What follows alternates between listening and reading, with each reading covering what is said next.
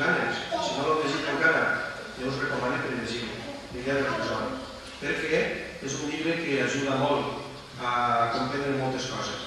De fet, la protagonista del meu llibre, Les pirates no ploren, se passa tota la novel·la, bueno, tota la novel·la, no, tot el llibre, tot el llibre se'l passa llegint aquest altre llibre. Li agrada molt, és la cosa que més li agrada. Per tant, aquest llibre per això l'hem portat avui, perquè està molt present en Les pirates no ploren. Com també estan presents les olors, això ho hem col·locat. Però jo crec que no cal que llegim res, perquè això no es va contar.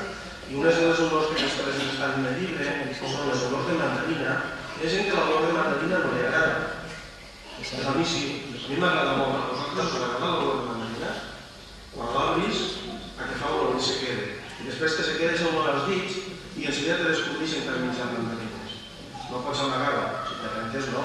Però si no te rentes les mans en aquest moment, te descobrís en el llibre. La veritat, se diu que els pirates no ploren, però parla de pirates d'avui en dia. Pirates que no pareix que siguin pirates. Per tant, no us espereu que isque John Silver, que també és el rei del tresor, o que isque tota aquesta gent. Són una altra classe de pirates, són pirates d'avui en dia. Però el que sí que parla és d'un home que té una casa molt xicoteta, i la casa molt xicoteta que té aquest home està just a la vora de la mar.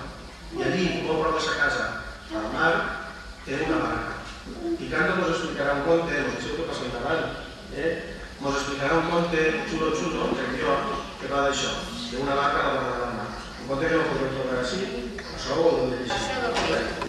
Dins de la seva habitació sent una veu que diu: Oh, quina felicitat, tindre una barqueta a la vora de la mar. oh, Quina felicitat, tindre una barqueta a la vora de la mar.